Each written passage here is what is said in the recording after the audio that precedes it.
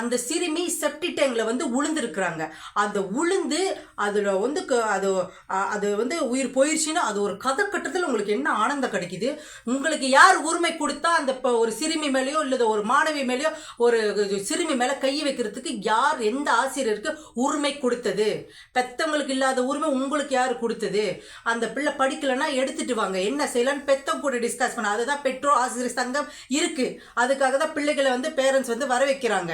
அதுக்கு தான் நீங்கள் அழைக்கிறீங்க அவங்கள. அப்போ அழைக்கும் போது அந்த இடத்துல டிஸ்கஸ் பண்ணுங்க. பிள்ளை ஓகே, இந்த சிறுமிக்கு உங்கள் மகளுக்கு வந்து இந்த பிரச்சனை, உங்கள் மகனுக்கு இப்படி ஒரு இது இருக்குது, இப்படி வந்து படிக்க வைங்க, எக்ஸ்ட்ரா டியூஷன் கொடுங்க, என்ன வேணால் செய்யலாம். எழுத தெரிஞ்சா படிக்க தெரியல, படிக்க தெரிஞ்சா எழுத தெரியலன்னா உடனே உயிர் எடுத்துருவீங்களா? இதா எனக்கு அவ்வளோ ஆவேசமாக இருந்துச்சு. அவங்க அப்பா ஒரு தந்தை, ஒரு தலைவர், வீட்டு தலைவர், அவர் அவ்வளோ மனசு உடஞ்சி பேசும்போது அவர் ஒரு உயிரே போயிடுச்சு, இதுக்கப்புறம் நம்மளுக்கு என்ன அப்படின்னு சொல்லி அவர் பேசுகிற அந்த வழி என்னால் உணர முடியுது. ஒரு தாய், என் பிள்ளை அப்படி சாகலை, என் பிள்ளை வந்து சாவு அடிச்சிருக்காங்க, சட்டையெல்லாம் ரத்த காயங்களாக இருக்குது, இங்கே அரைஞ்ச காயம் இருக்குது, கண்ணுக்கிட்ட காயம் இருக்குது அப்படி சொல்லும் போது உயிரே போயிட்டு வருது. ஏன்னா ஒரு பேரண்ட்ஸ்க்கு அந்த வழி தெரியும், ஒரு பிள்ளைகளுக்கு, ஒரு பிள்ளைகள் பெற்றவங்களுக்கு அந்த வழி தெரியும். ஒரு குழந்தை வந்து எவ்வளோ துடிச்சுடிச்சு இறந்துருக்குன்னு ஒரு பிள்ளைகள் பேரண்ட்ஸுக்குலாம் தெரியும். ஸோ அதனால் வந்து அந்த பிள்ளை வந்து அப்படியே ஒரு ஜஸ்ட் லைக் தட் ஒரு கதை கொடுத்துருக்கீங்க. எப்படி அப்படியே ஓட்டமாக ஓடி என்ன கதையை திரிக்கலாம், என்ன பண்ணலாம். ஒரு ஆசிரியர் இவ்வளோ கிரிமினலாக போக வேண்டிய அவசியம் கிடையாது. நீங்கள் வந்து கவர்மெண்ட்டில் வேலை செய்கிறீங்க, எதுக்கு கிரிமினல் மாதிரி யோசிக்கிறீங்க? எதுக்கு இது? நான் எல்லா ஆசிரியர்களும் சொல்லலை, செட்டன் ஆசிரியர்கள். இப்போ நடந்த கேஸ்க்கு எல்லா ஆசிரியர்களும் அதை சம்மந்தப்பட்டிருப்பாங்களோ எனக்கு தோணுது. ஏன்னா அந்த இடத்துல வந்து நீ பக்கத்தில் மருத்துவமனை இருக்கு, அந்த இடத்துல மருத்துவமனை கொடுத்து அந்த பிள்ளை சிகிச்சையில் இது பண்ணி. ஏன்னா எனக்கு யூகத்தில் நான் பேசலை, அந்த தாய் சொன்னது மேபி அந்த கன்னத்தில் அரைஞ்ச காயங்கள், கண்ணில் அரைஞ்ச காயங்கள்லாம் இருக்குன்னா அந்த பிள்ளை படிக்கலேருந்து உங்களோட சொந்த வீட்டு பிரச்சனையோ உங்களோட சொந்த உங்களோட பர்சனல் மேட்டர்ஸ்லாம் எடுத்துகிட்டு வந்து அந்த குழந்தை படிக்கலைன்னு அந்த குழந்தை மேலே உங்களோட ப்ரெஷரை வச்சு அடித்து அந்த பிள்ளை சட்டுன்னு உயிர் போகிற ஒரு இதில் ஹார்ட் பீட் நின்றுக்கணும்.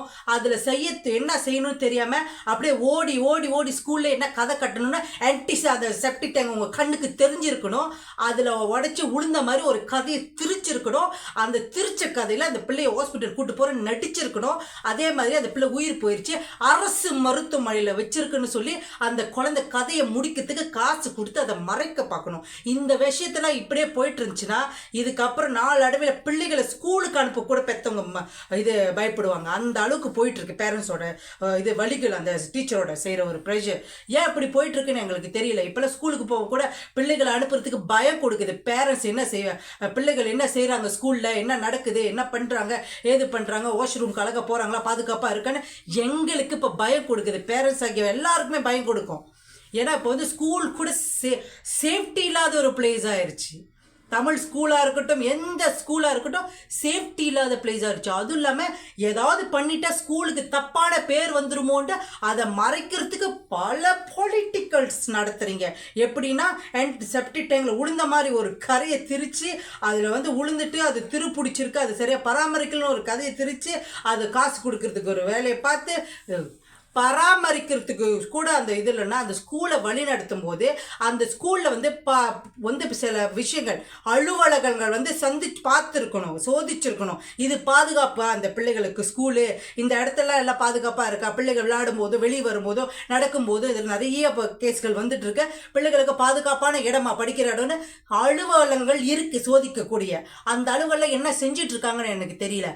அதே மாதிரி அந்த குழந்தை உளுந்த மாதிரி காது திரிக்கிறதுக்கு அந்த குழந்தை உயிர் போன கையோட அங்கேயே சுத்திட்டு இருந்திருக்கிறாங்க. அப்படியே சுத்தி, இதெல்லாம் நான் சொல்ல கிடையாது, பெத்த தாய் பெத்த தகப்பன் சொன்னதை நான் உங்கள்கிட்ட சொல்லிட்டு இருக்கேன். அவ்வளோ ஆவேசமா பேசுனா அவ்வளோ வழிகள் நான் பார்த்தேன்னா எனக்கு அவ்வளோ வழிகளா இருக்கு. ஒரு பெத்த தாயோ பெத்த தகப்பனை எந்த காலத்தையும் தப்பில்ல உயிர் போனோன்னு போய் சொல்ல மாட்டான். நீங்க கதை திரிக்கிறாங்க, ஒரு பணத்துக்காக செய்யறாங்க, கண்டிப்பா இல்லை, பணத்தை தூக்கி போட்டவங்க அவங்க, என் பிள்ளையோட உயிர் வேணும்னு. அப்படி இருக்கும்போது இப்போ நான் சொல்கிறேன், கண்டிப்பாக இதுக்கான பதில் வந்து அந்த ஒரு ஜட்ஜ்மெண்ட்டோ நல்ல ஒரு தீர்ப்பு இந்த குழந்தைக்கு வழங்கணும். இந்த குழந்தைக்கு பெத்த தாய் தகப்பனுக்கும் வழங்கணும். இந்த போன உயிர் வராது.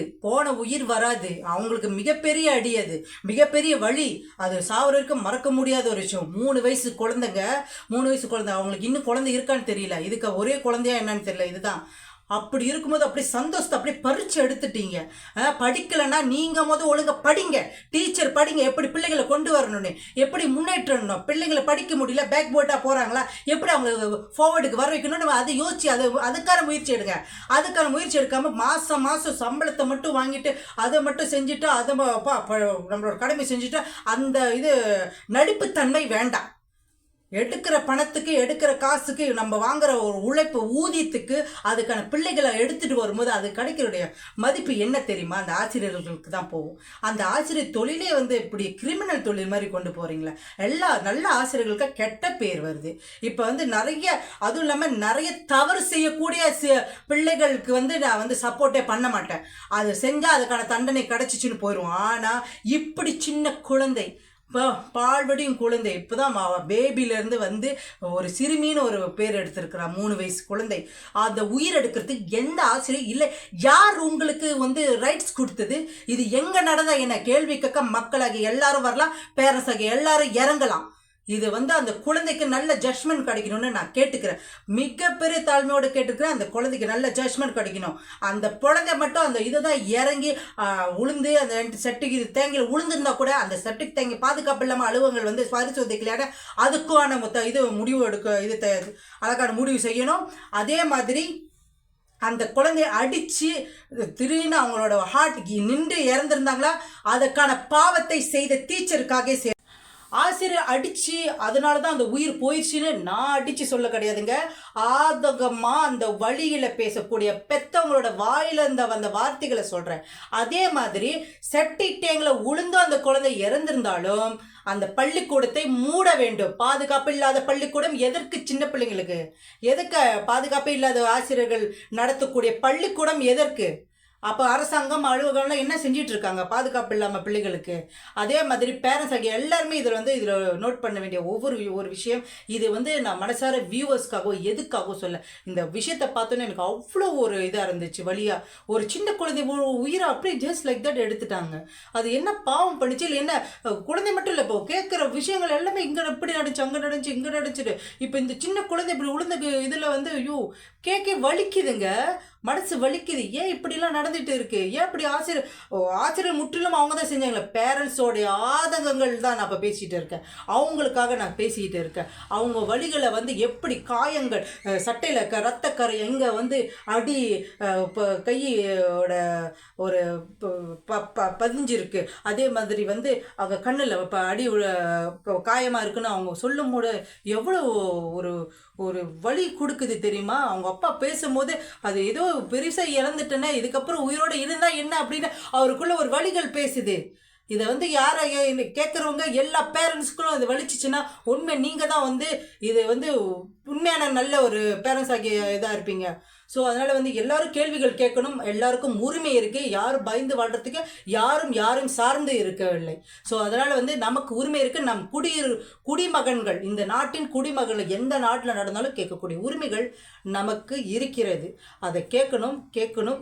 இது பேரண்ட்ஸ் ஆகிய எல்லோரும் கேட்கணும். அவங்களுக்கு நல்ல ஒரு ஜட்ஜ்மெண்ட் கிடைக்கணும்னு நான் தாழ்மையோடு கேட்டுக்கிறேன். ப்ளீஸ். தேங்க்யூ.